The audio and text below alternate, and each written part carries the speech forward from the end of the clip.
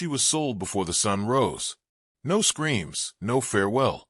Only the quiet scrape of coins against wood, and the hollow sound of a life being measured. That was how it ended and began for Naya, the girl the world decided could not give it life. The wind came early that morning, hard and dry, pulling dust through the cracks in her family's small wooden home. Her stepfather counted the silver pieces twice, then again, his mouth pressed thin with something between shame and greed. Her stepmother stood in the corner, pretending to sew, eyes darting toward Naya and away again, as though looking might make guilt bloom too bright to hide. Naya stood still. Stillness was the only dignity left to her. She did not cry, for crying was what her mother had done when the soldiers came years ago, and crying had not saved her then. She simply listened as the trader outside tied down his wagon and spat into the dirt. They said she was barren, that she was a curse, that a woman who could not give life had no place in a home already cracking under hunger. They said she brought misfortune, though it was her hands that fetched water, her voice that sang the children to sleep, her quiet labor that fed them when no one else would work the dry soil. But stories like hers never belonged to the truth. They belonged to the mouths that told them. When her stepfather placed the coins on the table, she felt the moment her worth left her body. It wasn't sadness she felt, not even anger. It was smaller than that, a hollow echo, a soundless breaking. She looked once at her half-brother, a boy too young to understand, and smiled so he would not remember her as something tragic. Then she stepped outside. The trader, Merritt, was not an evil man, just a practical one. His face was carved by sun and wind, his eyes the pale gray of old tin. He looked at her the way one looks at a horse before buying it, noting the scars, the strength, the obedience. "You'll work well," he muttered. That was the closest thing to kindness she'd hear for weeks. The wagon rolled away before the first rooster crowed. Naya didn't look back. Behind her, the dust rose like memory, and ahead, the land unfolded in dry gold and silence. The journey west felt endless. The horizon refused to move. Each night, she slept beneath a tarp that smelled of sweat and rain that never came. The trader spoke rarely, and when he did, it was to remind her of her debt, as if she had asked for any of this. In the nights between sleep and waking, she remembered her mother's stories, that the wind carried the voices of women who endured, that every storm was a prayer unanswered but still spoken. She whispered her mother's name into the darkness, feeling the syllables dry on her tongue like sand. One evening, when the sky burned copper, she heard the distant cry of a coyote, sharp, lonely, defiant. Something inside her stirred. She whispered back, not in words, but in breath. For the first time since leaving home, she allowed herself to believe that something beyond men's cruelty still listened. Days blurred into one another until the air changed, cleaner, colder, touched with the smell of horses and hay. The wagon slowed near a spread of land that reached farther than the eye could follow. The ranch rose out of the dust like a promise and a warning, a place too large for mercy. Merritt pulled the reins and jumped down, motioning for her to follow. "You work here now," he said. "You'll be fed. Don't ask for more." He led her past the corral, where horses stamped in the dirt, and toward a row of small cabins behind the main house. Men were working everywhere, hammering, hauling, cursing. Some turned to look at her. Others didn't bother. She felt their stares slide across her skin, marking her difference, her quiet, her brown hands and dark braids. She had learned long ago that silence was the only armor that didn't shatter. And then she saw him. He was by the water trough, sleeves rolled to his elbows, a lasso coiled at his side. The kind of man the world might forget at first glance. Plain shirt, dust on his boots, a quiet steadiness in how he moved. But when he lifted his head, his eyes caught hers. Not quick, not curious, steady, like a man seeing something he already knew existed, but hadn't found until now. He didn't smile. Neither did she. But something unspoken passed between them, not recognition, but stillness meeting stillness. It lasted only a breath before he turned back to his work, yet it lingered in her chest longer than it should have. Inside the small cabin that would now be her home, Naya sat on a straw mattress, her palms pressed together. The place smelled of dust and soap and faint loneliness. On a small shelf lay a chipped cup, a folded cloth, and a candle stub. She set her mother's carving beside it, a tiny horse with one leg broken. That night, as the crickets sang and the wind hissed through the cracks, she thought about the way his eyes had not looked away. It frightened her, that someone might have seen her when she no longer knew how to be seen. Days settled into rhythm. She cleaned, cooked, mended. The ranch was full of men's laughter and the sharp sound of boots, but none of it belonged to her. Only the wind did. She moved through it like a shadow that refused to vanish.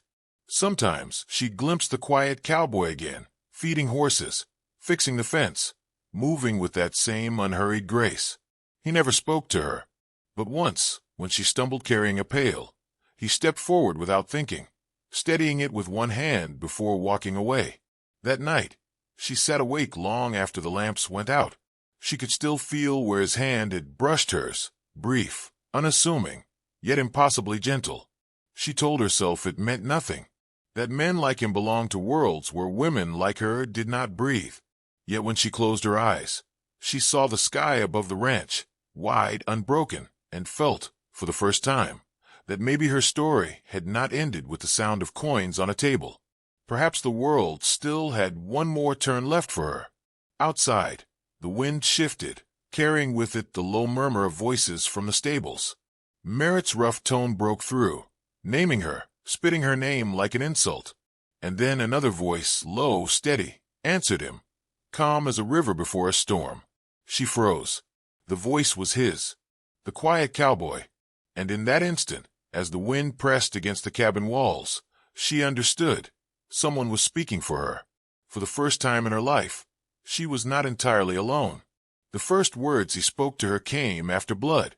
One of the ranch horses had kicked a trough loose, and the heavy wood had struck her arm before she could move. No one else stopped. Work came before pain here. But Caleb saw her stumble, saw the thin line of crimson running down her wrist, and before thought could intervene, he was there, his shadow falling across her, his hand steadying the world that had just turned sharp. She tried to pull away. Apache women were not meant to need help, especially from men who belonged to the world that bought them. But his voice came quiet, almost embarrassed, as if asking the sky's permission. "Let me," he said, and for reasons she couldn't name, she did. He tore a strip from his sleeve, pressed it against her arm. She expected roughness, but his hands carried patience. She studied his face, lined, sunburned, ordinary, yet there was something in his eyes that didn't flinch from her pain. When he was done, he stepped back without a word, leaving her standing there with a silence that hummed like something unfinished. That night, she dreamt of wind carrying voices again, but this time the wind spoke in his tone. From then on, he was never far. Not following, not intruding, just present, in the way the horizon is present even when unseen. When she fetched water, he repaired the broken fence. When she fed the chickens, he stacked hay near her cabin, never speaking first, but never letting her vanish either. It began as small things. Once, he left a tin cup by the well when he noticed hers had cracked. Another time, he quietly took her basket of laundry to hang before the rain. She wanted to be angry at him, at the charity of men who thought kindness could erase ownership.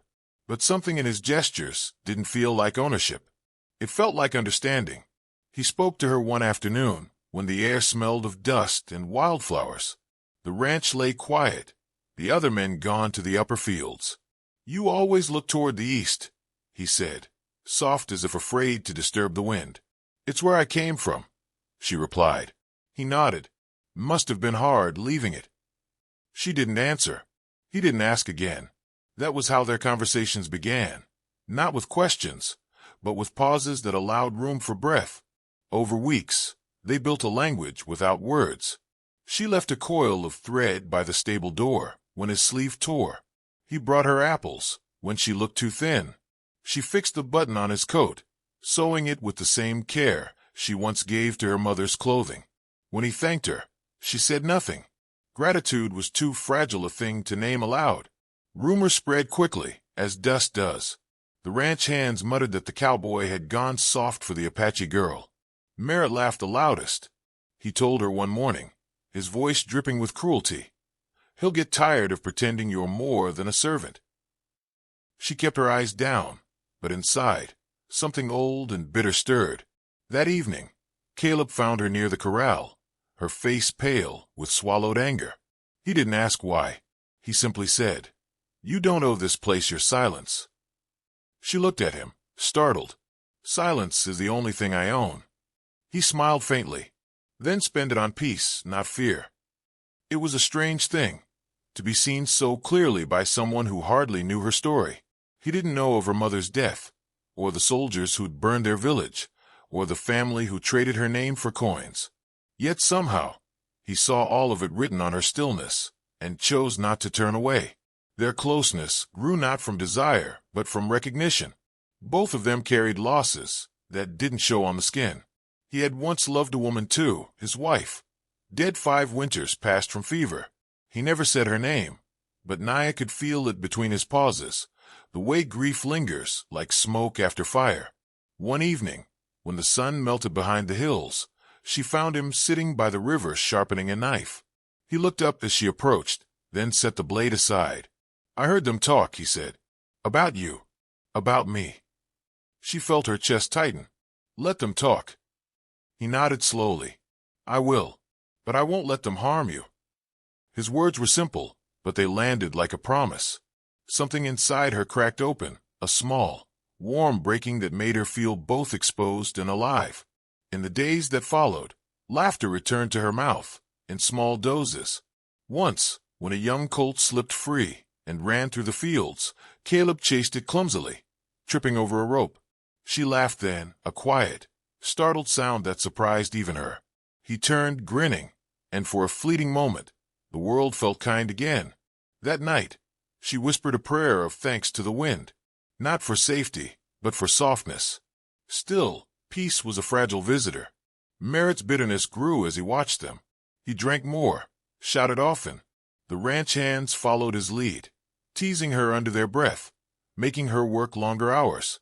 Caleb intervened once, pulling her away when Merritt's words cut too deep. "He's not worth the hurt," he told her. She looked up at him and asked quietly, "Why do you care?" He didn't answer right away. The moonlight made his face unreadable. Finally, he said, "Because I remember what it's like to be blamed for surviving." The confession stayed with her long after he walked away. It was the first time she realized his kindness wasn't born of pity. It was kinship. When autumn came, the air turned sharp. The nights grew colder. One evening, a storm rolled in from the west. Thunder growled, wind tore through the fences, and rain hammered the earth. Naya rushed to the barn to save the feed, sacks before they soaked through. A loose shutter flew open, striking her shoulder. She gasped, clutching it tight, the storm swallowing her voice. Caleb appeared through the rain, lantern in hand, his coat plastered to his frame. Without a word, he pulled her inside, closing the door against the wind. They sat there in the dim light, soaked, trembling. The storm outside raged like a living thing. "I used to fear storms," she said after a while, her voice small. "They took everything once." He looked at her, rain glistening on his face. "Then maybe it's time one gives something back." She wanted to believe him. She wanted to trust that kindness could last longer than thunder. When the storm passed, dawn crept in pale and gold. The ranch lay silent, cleansed. Caleb handed her a blanket, careful not to touch her hand too long. Before leaving, he said softly, "You ain't barren, Naya. You're just full of life this world doesn't understand yet." She didn't answer. Her throat refused. But when he stepped into the sunlight, she pressed her fingers to her heart, as if holding something newly fragile there. Outside, the wind shifted again, carrying the scent of wet earth and something unspoken. She stood there listening, her heart trembling with a truth she could no longer bury. She was beginning to belong to the world again. And somewhere behind the barn, unseen, Merritt's footsteps echoed, slow, heavy, watching. The first gunshot came before dawn. It cracked through the valley like a scream that didn't belong to this quiet land. Horses scattered, their hooves drumming panic into the earth. Naya woke to the echo of it, her breath catching before her mind could name the fear. She ran from the cabin barefoot, the cold dirt biting her soles, the wind tasting of iron. At the corral, the men were shouting. Merritt stood near the barn, his hand trembling around a pistol. One of the younger ranch hands lay clutching his arm, blood seeping through his sleeve. Caleb was already there, steady as ever, his voice low and firm, trying to pull sense from chaos. "Put it down," he told Merritt.